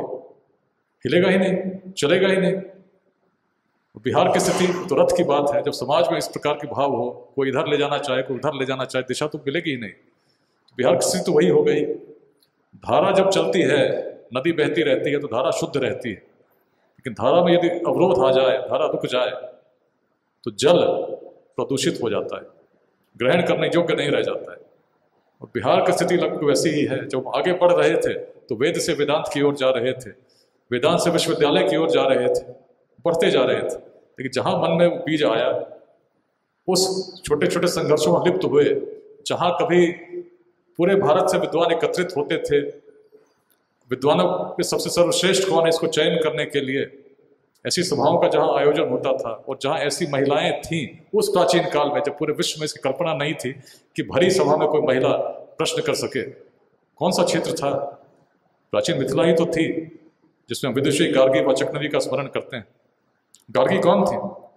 सबसे श्रेष्ठ विद्वान को चुनौती देने का सामर्थ्य रखती थी, और जो प्रश्न किए, हर प्रश्न में यदि आप पढ़ेंगे तो विद्वता झलकती है। साधारण प्रश्न नहीं थे, उत्तर भी साधारण नहीं थे, लेकिन दिखता क्या है, दर्शन क्या मिलता है। तभी पटना में आज जितने महिला अध्याय से महिलाएं जुड़ी हैं, अनेक ऐसी जुड़ी हैं जो स्कूलों में टीचर्स हैं, बैंक्स में काम करती हैं, चिकित्सक हैं। 5 केंद्रों पर करीब 500 से अधिक जो बच्चे स्लम्स में रहते हैं, उनके लिए पाठशालाएं सैटरडे संडे को चल रही हैं, समय दे रही हैं, योगदान करना चाहती हैं। और यही परिकल्पना आप चाहते हैं बिहार के हर जिले में धीरे धीरे प्रसारित हो। अभी कुछ लोग जुड़े हैं, 55,000 के आसपास लोग व्हाट्सएप के ग्रुप्स में जुड़े हुए हैं, अलग अलग 950 से अधिक चैप्टर्स हैं। लेकिन ये तो बस शुरुआत हुई। एक सामाजिक क्रांति को हम लाना चाहते हैं, जिसमें भावना हर बिहारवासी को मन एक व्यथा है कि भाई क्यों हम पिछड़ गए, क्यों बिहारी जो सम्मान का प्रतीक होना चाहिए था अपमान का सूचक हो गया। लेकिन उस व्यथा को मिटाने के लिए यदि हमने सोचना शुरू कर दिया, हम क्या कर सकते हैं? समतामूलक समाज का निर्माण कैसे होगा? जो सक्षम हैं उनको सोचना होगा कि हम किस प्रकार से उनका सहयोग कर सकते हैं जिनको आवश्यकता है। जो आगे बढ़ चुके, जो पीछे रह गए, जब हाथ पकड़ के साथ मिलाएंगे, लेकर चलेंगे, तभी तो समाज एक रूप में चलेगा, एक समतामूलक समाज का निर्माण होगा। चिकित्सक अलग अलग रूप में बिहार में स्थापित हैं, अच्छी कमाई करते हैं, लेकिन जब लेट्स इंस्पायर बिहार के संदेश से जुड़े, पटना में 77 फ्री मेडिकल कैंप्स उन चिकित्सकों के द्वारा लगाया गया जो आमतौर पर उस दिन कहीं और उसका उपयोग कर सकते थे। बेगूसराय में हर माह के प्रथम रविवार को IMA, इंडियन मेडिकल एसोसिएशन के जो लोकल चैप्टर है, उसने निर्णय लिया कि हम लेट्स इंस्पायर बिहार अभियान से जुड़ेंगे और हर प्रखंड में जाकर फ्री मेडिकल कैंप लगाएंगे। सारे स्पेशलिस्ट आते हैं, अलग अलग रोगों के आते हैं, और जो प्रिस्क्रिप्शन देते हैं उन लोगों को देते हैं जो गरीब है, उनके कंसल्टेशन भी बाद में फ्री रहती है। एक सोच कि समाज में हमको कुछ करना, इस प्रकार से लोगों को जोड़ रही है। मेडिकल कैंप्स लग रहे हैं, बच्चे पढ़ रहे हैं, छोटी बातें हैं। बड़ी बात क्या होगी जब सच में हम रोजगार उत्पन्न कर सकेंगे? कैसे होगा? कोई बाहर से आएगा क्या? आएगा पूरे बिहार में हर जगह उद्योग लगा देगा क्या? संभव है क्या? लेकिन एक स्टार्टअप लगाने से मधुबनी के पंडौल में किसने रोका है? और स्टार्टअप कैसे चले उसको यदि अश्विनी झा जी जैसे लोग थोड़ा बता सकें, किसी का मार्गदर्शन कर सकें, तो क्या उसके जीवन में कुछ परिवर्तन आएगा या नहीं आएगा? अनेक लोग बैठे हैं, आज बैंक ऑफ बड़ौदा से अश्विनी जी बैठे हैं, कस्टॉल भी लगा है, लोग जुड़ रहे हैं। लेकिन जुड़कर सोचिए हम क्या कर सकते हैं। स्टार्टअप समिट्स हम क्यों कर रहे हैं? वाइब्रेंट बिहार ग्लोबल समिट, विदेशों से भी लोग आए थे, ओमान से राकेश झा जी आए, ढाका से आए, अमेरिका से माला झा जी आई। क्यों आई? हम क्या संदेश दे सकते हैं? क्या हम जो स्टार्टअप के आइडियाज़ हैं उसमें यदि अच्छे लगे तो क्या उसमें इन्वेस्ट कर सकते हैं? मन तो होगा ना कि मधुबनी में भी ऐसी इंडस्ट्री लगनी चाहिए, मन तो होगा कि समस्तीपुर में उस प्रकार के चीज़ें दिखनी चाहिए जो बाहर दिखती हैं, वैसे प्लांट्स हो। यदि छोटे स्तर पर प्रयास नहीं शुरू करेंगे तो अचानक तो नहीं बदलेगा। और कौन करेगा? अपने ही लोग तो करेंगे। जब करने लगेंगे तो हो सकता है एक समय ऐसा आए, जैसे बिहार से लोग आज जाकर दुबई में भी इंडस्ट्री लगाए हैं। अभी दुबई चैप्टर से हमारे राम कैलाश महतो जी जुड़े हुए हैं, 17 देशों में उनकी फैक्ट्रीज हैं, बेगूसराय के गांव से निकले हैं। लेकिन उनके मन में भी प्रेरणा एक मेरे भी गांव में हो, अपने गांव के युवकों को मार्गदर्शन देना चाहते हैं। कोई नेटवर्क नहीं था जिसमें हम जोड़ पाते, उस नेटवर्क को हम बिल्ड करने की कोशिश कर रहे हैं जिसमें हम एक दूसरे को समर्थन दे सकें। यदि कोई मुंबई पहली बार आता है तो बिल्कुल भटके हुए स्थिति में ना रहे, यदि मिलकर हम कुछ प्रयास कर सकते हैं। जैसे बिल्डिंग में देख रहा उत्तर भारतीय संघ, बिहार के भी नाम से अलग अलग भवन हैं, लेकिन कौन लोग हैं, कौन जुड़े हैं? अच्छे लोगों को जोड़ना होगा। अभी ग्रुप में मैं देख रहा था कि दिहाड़ी काम करने वाले एक व्यक्ति ने 500 रुपये दान में दिए।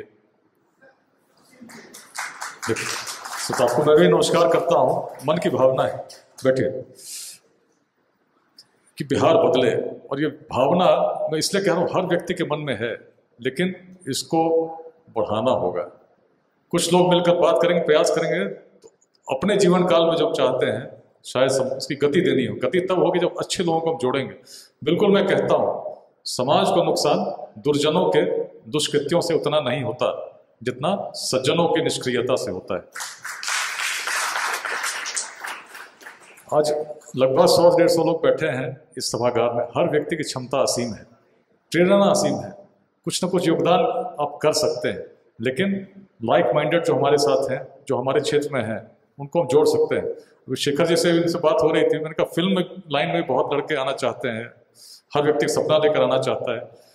यदि हम थोड़ा गाइड कर सकें, कुछ ऐसे लोग जो सीनियर हों, जो हमारे साथ जो गाइड, समय समय पर एक सेमिनार हम लगा सकें, पटना में लगा सकें, किसी अन्य शहर, तो निश्चित बहुत लोग उसमें उनका भ्रम दूर होगा, क्या संघर्ष है, किस प्रकार जानते नहीं हैं।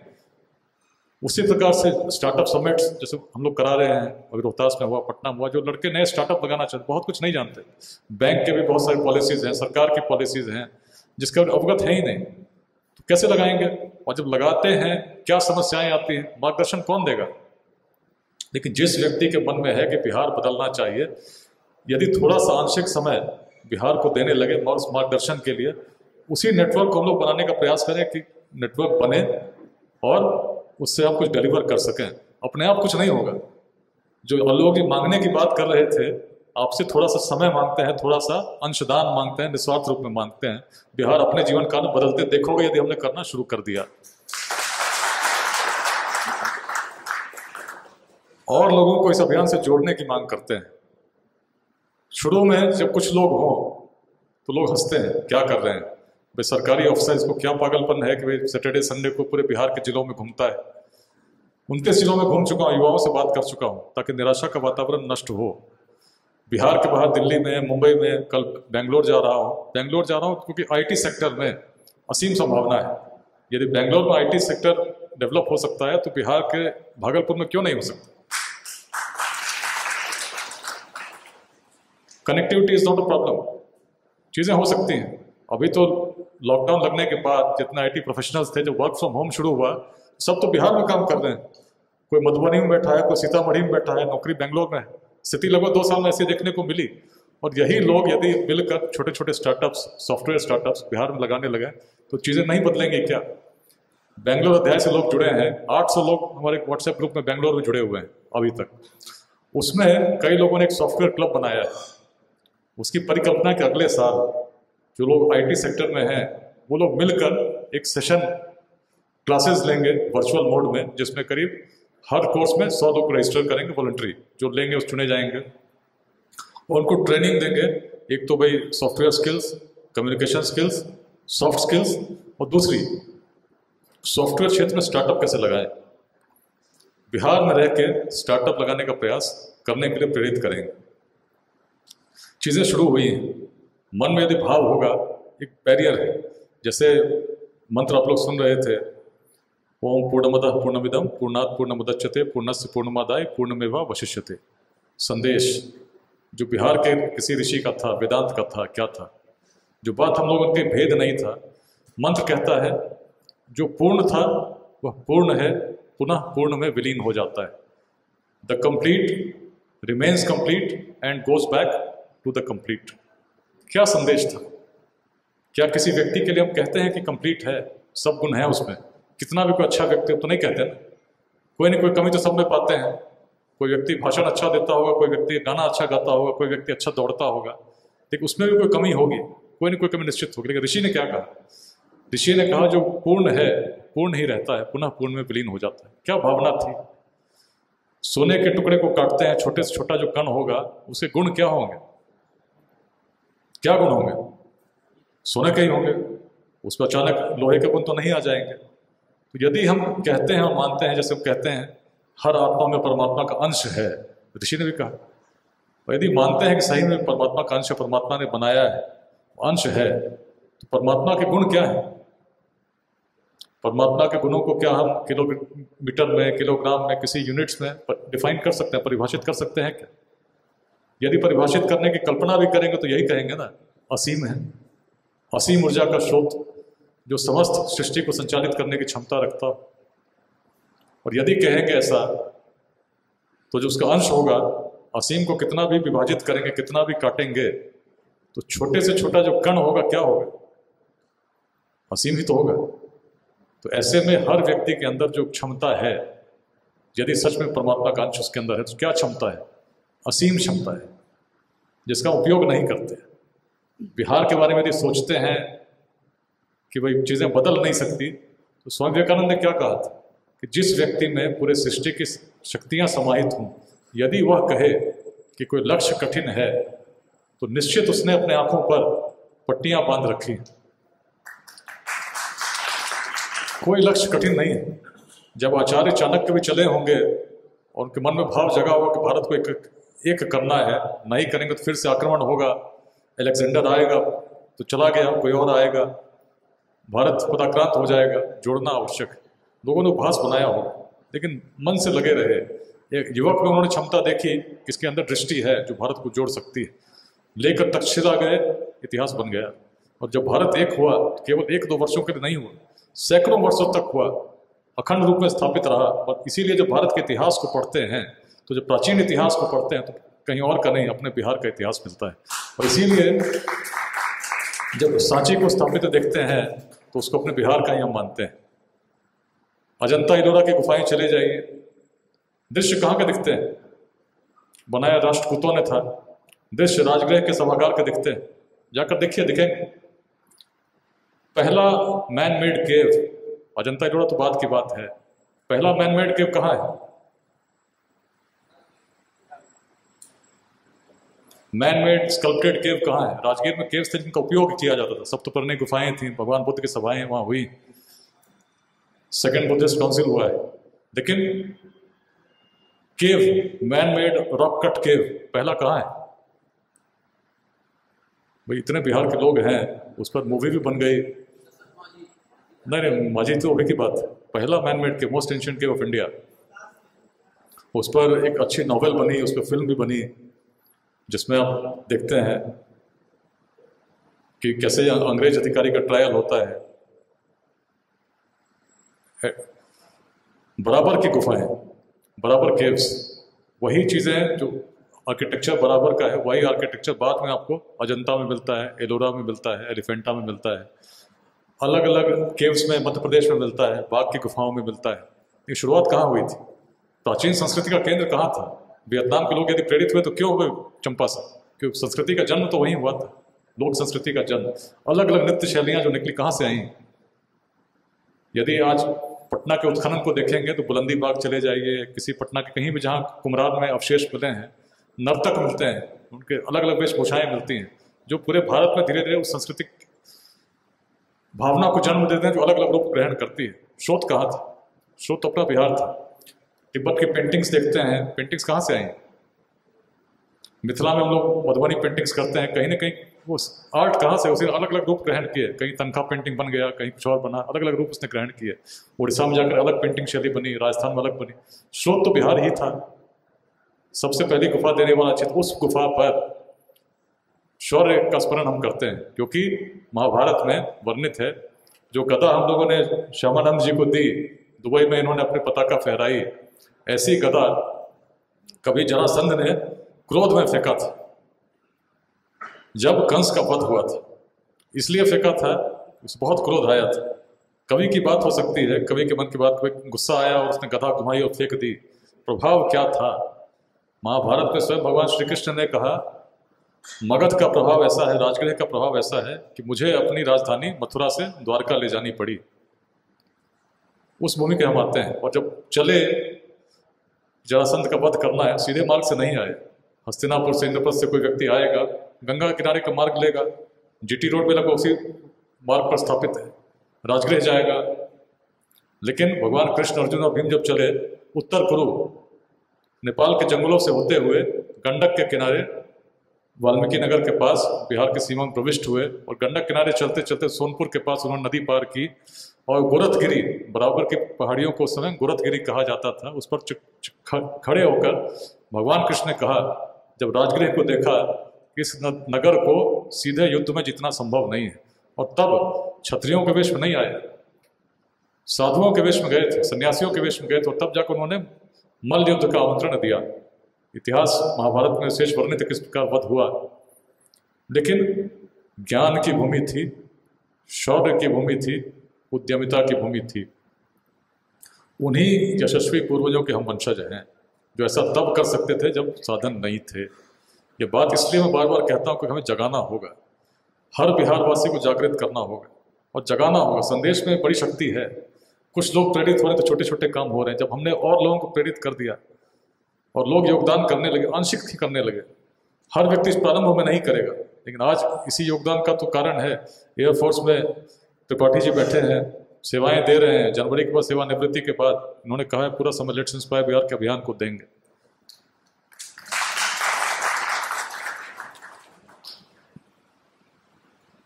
आपको मैं देखता हूँ, आप नेवी में सेवाएं दे चुके हैं, मन बड़ा कहता है। क्या आज सुबह आया तो तिरंगे के साथ इन्होंने स्वागत किया।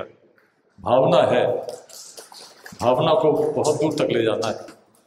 मुंबई संवाद में मैंने बताया किस प्रकार लेट्स इंस्पायर बिहार की सोच क्या है, कैसे प्राचीन चीज़ों से हम प्रेरित होते हैं, कैसे परिवर्तन को होते मैंने देखा है। क्यों मैं मानता हूं कि आज भी यदि हम विरासत के संदेश को लेकर चलेंगे तो बिहार क्या, पूरे राष्ट्र तो क्या, पूरे विश्व का भविष्य बदल सकते हैं, क्योंकि हमने ऐसा पूर्व में किया है। आज भी करने की क्षमता हम रखते हैं, लेकिन हम कहीं ना कहीं अपने स्वत्व को भूल गए हैं। हम भूल गए हैं कि हम क्या थे। हम आपस में जातियों के नाम पर, संप्रदाय के नाम पर लड़े जा रहे हैं। ऊर्जा लगनी चाहिए सही दिशा में, हम उसको गलत दिशा में व्यर्थ करते जा रहे हैं। लेकिन मन की बात है, कोई बड़ी बात नहीं है। कल सागर जी के साथ बैठे थे, सागर जी पूछे भाई क्यों कर रहे हैं, आपको राजनीति में आना है क्या? मैंने कहा व्यक्ति MP बन जाए, MLA बन जाए, CM कुछ बन जाए, लेकिन जब तक मन में हर बिहारवासी के भाव जागृत नहीं होगा तो बिहार बदलेगा क्या? उस भावना को जगाना हो, बड़ी बात है। हम तो वेदांत के दृष्टा हैं। वेदांत की सोच कहाँ तक थी? क्यों यदि हम अच्छा प्रयास करते हैं तो आपको लगता है कि केवल राजनीति के लिए प्रयास हो रहा हो? यदि राजनीति ही करना हो तो बहुत सारे माध्यम है, उसके लिए क्या आवश्यकता है कि मुंबई और दिल्ली और बेंगलोर में लोगों को जोड़ने का प्रयास कीजिए। प्रयास बड़ा है, छोटा नहीं है। केवल इसकी सीमा वहां तक नहीं है। एक ऐतिहासिक परिवर्तन हम करना चाहते हैं, उस बिहार को पुनः स्थापित करना चाहते हैं जो कभी थी, उस भाव को जागृत करना चाहते हैं। और ये भाव हर व्यक्ति के मन में है। मैं तो केवल स्वर दे रहा हूँ, मैं तो केवल निमित्त मात्र रूप में उद्बोधन कर रहा हूँ, प्रेरित कर रहा हूँ। मेरा स्थान आप ले सकते हैं और लीजिए। मैं तो चाहता हूँ हर व्यक्ति अपने क्षेत्र में जाए और बोले कि बिहार को बदलने की जरूरत है, तो उसमें योगदान तुम्हें करना होगा, दूसरा व्यक्ति नहीं आएगा। और जब इस भाव के साथ हम करेंगे, निश्चित माध्यम अपने आप मिल जाएंगे। मन की भावना होनी चाहिए, माध्यम जो अवरोध होंगे मिट जाएंगे। परिवर्तन संभव है, अपने जीवन काल में भी उस परिवर्तन को हम देख सकते हैं यदि मिलकर हमने तीव्रता प्रदान करने के लिए उस यज्ञ में आहुति डालनी शुरू की जिसको हम लोगों ने प्रारंभ कर दिया है। आज मुंबई में इतने लोग जुड़े हैं, कल बेंगलुरु में मिलेंगे, कल परसों सीतामढ़ी में मिलेंगे, लोग जुड़ रहे हैं। 55,000 की श्रृंखला तो केवल व्हाट्सएप में है, लेकिन संदेश की शक्ति के साथ जब हम जोड़ने लगेंगे तो मुंबई में रहने वाला कोई बिहारवासी अछूता नहीं रहेगा। जोड़िए, लोगों के साथ संदेशों को साझा कीजिए। ग्रुप में भी हम लोगों ने जो ग्रुप बनाया, संदेश हम लोग बीच बीच में साझा करने का प्रयास करते हैं, लेकिन वो संदेश भी किसी ने बनाया है। आप भी संदेश को बना सकते हैं। मेरी बात सुन रहे हैं, लेकिन ऐसी बात से अच्छी बात शायद आप कर सकते हो। बोलने की शैली अलग अलग होती है। मैं थोड़ी संस्कृत क्लिष्ट हिंदी बोलता हूँ। कई बार लोग बोलते हैं ऐसी भाषा बोली है जो लोगों को समझ में आए। मैंने कहा देखो, मन की बात जो होती है ना समझ में आ जाती है, आपकी भाषा कैसी भी हो। और मन की बात जब मन से जोड़ती है तो निश्चित यज्ञ उस दावा नल में, उस जंगल की आग में परिवर्तित हो जाता है जो किसी की कल्पना के परे थे। उस यज्ञ का प्रारंभ हम लोगों ने कर दिया है। इस अवसर पर जो लोग आए हैं, एनके सिंह साहब आए हैं, जितने लोग आए हैं, सबको मैं सबसे पहले आभार व्यक्त करता हूँ। प्रथम कार्यक्रम है, इसीलिए मैंने प्रारंभ में कहा एक ऐतिहासिक दिन है। उद्यमिता के क्षेत्र में इस प्रेरणा को हम लोग बिहार में स्थापित करना चाहते हैं। उसमें मुंबई में रहने वाले हर सफल बिहारी का मैं योगदान चाहता हूँ और मैं मांगता हूँ आप मार्गदर्शन के रूप में निश्चित प्रयास करें। माध्यमों की कमी नहीं है। जब माध्यम नहीं थे तब तो हमारी पहुँच कहाँ तक थी, और आज तो माध्यम ऐसे हैं कि यहाँ बैठकर आप पूरे बिहार को एक साथ लाइव संबोधित कर सकते हैं। और माध्यम के रूप में हमारे साथ लोग जुड़े हैं, उन्हीं से प्रारंभ कीजिए। जो लोग जुड़े हैं देखिए कैसे हम सहयोग कर सकते हैं, किस प्रकार से कर सकते हैं। प्रेमा जी से मेरी विस्तार से बात हुई, कैसे एजुकेशन पे मैं जाऊंगा, इस पर चिंतन करूंगा, अलग से बात भी करूंगा। और भी लोगों के पास समीर सौरभ जी भी बैठे हैं, बड़ी अच्छी योजना पढ़ेगा बिहार पढ़ाएगा बिहार। इन्होंने एक पोर्टल बनाया है जिसमें कि कोई भी व्यक्ति 2 लाख विद्यार्थियों को लाभान्वित कर चुके हैं। एक आइडिया कई वर्षों की नौकरी के बाद इन्होंने प्रारंभ किया, बहुत लोग लाभान्वित हुए और निःशुल्क रूप में उन्होंने उस पर कोई व्यक्ति जा सकता है, पढ़ा सकता है, कोई व्यक्ति पढ़ सकता है, लोग उसका उपयोग कर रहे हैं। और बिहार को बदलने के लिए बहुत साधारण संदेश में देता हूँ। इतिहास की प्रेरणा तो है, लेकिन करना क्या होगा?